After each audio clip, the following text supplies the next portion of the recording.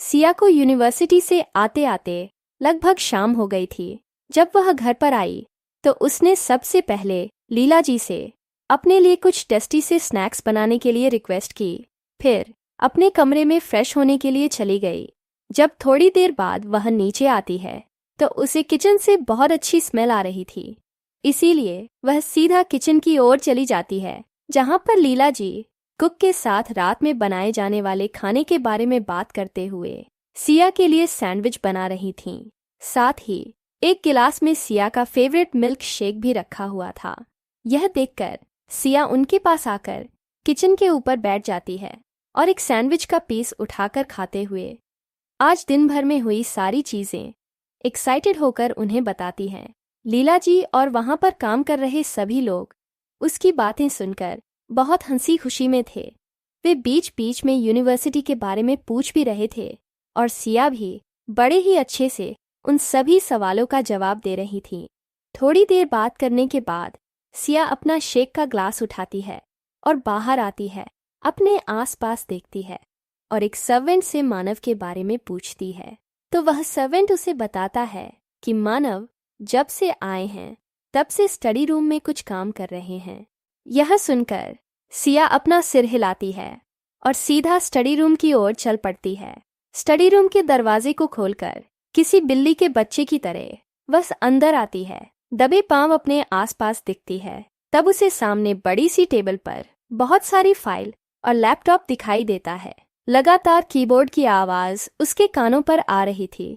उस कीबोर्ड पर जल्दी से उंगलियां चला रहा था मानव, जो अपने नॉर्मल शर्ट पैंट में बैठा हुआ था। ऊपर के 2 बटन खुले थे और वह जल्दी जल्दी कंप्यूटर पर कुछ टाइप कर रहा था। सिया बस उसे देखती रही। फिर वह अपने मन में सोचती है, शायद ये लॉजिक सच में थोड़ा बहुत सच है कि जब भी कोई हैंडसम सा आदमी पूरे फोकस के साथ अपना काम करता है तो और भी ज्यादा हैंडसम लगने लगता है। सिया उसे घूर रही थी कि मानव अपनी नजरें कंप्यूटर से बिना हटाए कहता है, डार्लिंग क्या चाहिए तुम्हें? सुनकर पहले तो सिया हड़बड़ा जाती है, फिर वह उसकी ओर आकर वही टेबल पर बैठ जाती है और कहती है, तुम थकते नहीं हो क्या? खड़ूस, सुबह कार में बैठकर भी काम कर रहे थे, फिर ऑफिस जाकर भी काम किया, फिर आते समय भी तुम लैपटॉप पर कुछ कर रहे थे, और अब भी। उसका हाथ अपने हाथ में लेकर उसकी उंगलियां पकड़ती है और उन्हें उलट पुलट करके देखती है। फिर कहती है, कहने में दर्द नहीं होता? पूरा टाइम इस कीबोर्ड पर अत्याचार करते रहते हो, कम से कम कीबोर्ड पर तो दया करो। सिया बकबक कर रही थी, पर मानव का ध्यान सिर्फ अपने हाथों पर था, जिसे सिया ने थामा हुआ था। अपने नाजुक हाथों से उसकी उंगलियों को धीरे धीरे दबाकर मसाज दे रही थी। उसकी ऐसी हरकतें कबीर की दिल की धड़कन तेज करती थीं, पर उस बुद्धू लड़की को यह समझ ही नहीं आता था। यह देखकर मानव अपना लैपटॉप बंद करके एक और कुर्सी खींचता है और उसे बिल्कुल अपने सामने बिठा देता है। अपने दोनों हाथों से उसकी कमर को पकड़कर वैसे ही बैठा रहता है। उसके ऐसा करने से पहले तो सिया चौंक जाती है, पर फिर खुद को संभालते हुए वैसे ही वहां पर बैठी रहती है। फिर मानव पूछता है, तुम यहाँ क्यों आई? कुछ बात है? जिस पर सिया एक उंगली से अपना माथा खोदते हुए कहती है, तुमसे बात करने के चक्कर में मैं तो भूल ही गई। फिर वह अपना मिल्क शेक का ग्लास आगे बढ़ाकर मानव से पूछती है, तुम्हें पीना है? यह सुनकर मानव एक नज़र उस ग्लास को और सिया को देखता है। तब उसे सिया के लिप्स के ऊपर हल्का हल्का मिल्क शेक लगा हुआ दिखता है, जो सिया ने पीते समय लापरवाही से अपने चेहरे पर लगा लिया था। यह देखकर मानव अपना हाथ आगे बढ़ाकर उसके ऊपर लिप्स को अपने अंगूठे से हल्के से प्रेस करते हुए साफ करता है। उसकी इस हरकत पर सिया की पूरी बॉडी में एक अलग ही सिरहन पैदा हो जाती है। उसे इस एहसास के बारे में पता नहीं था, पर यह बहुत अलग और अजीब था।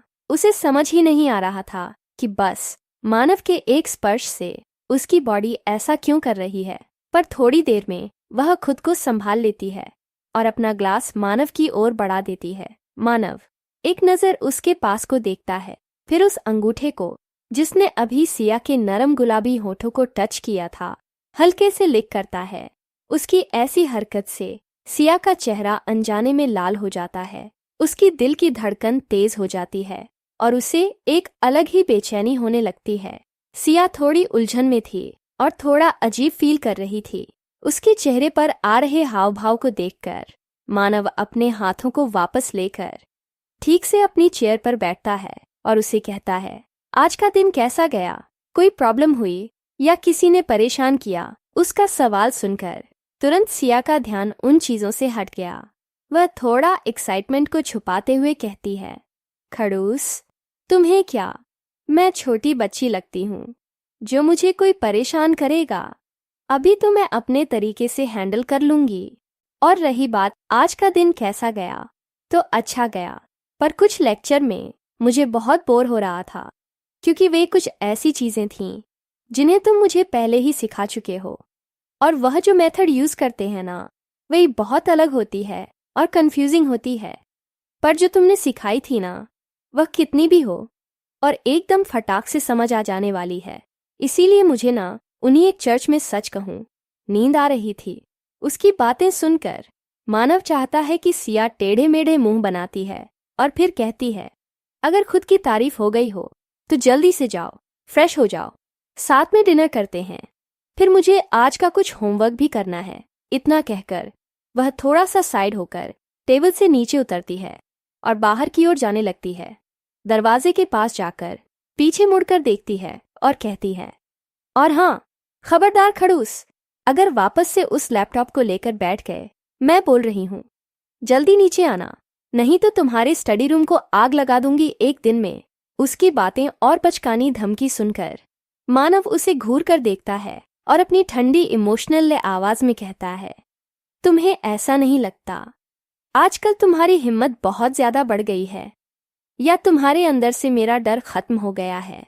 जिसकी बात सुनकर सिया एटीट्यूड के साथ कहती है, याद, मैं कभी किसी से नहीं डरती, और रही बात कीमत की, तो वह क्या है ना, मैं इस वक्त एक खड़ूस आदमी के साथ रहती हूँ जिसकी वजह से मुझे ना किसी के डरने की जरूरत नहीं पड़ती।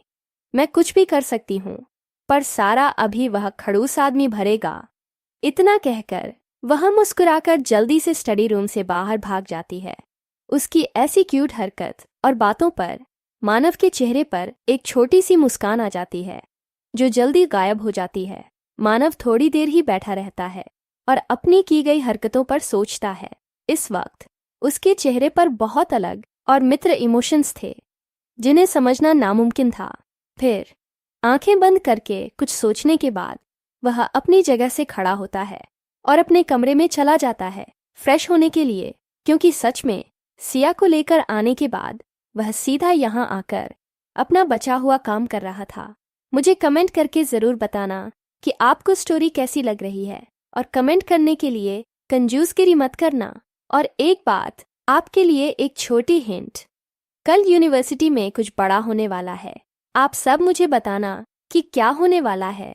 तब तक के लिए बाय।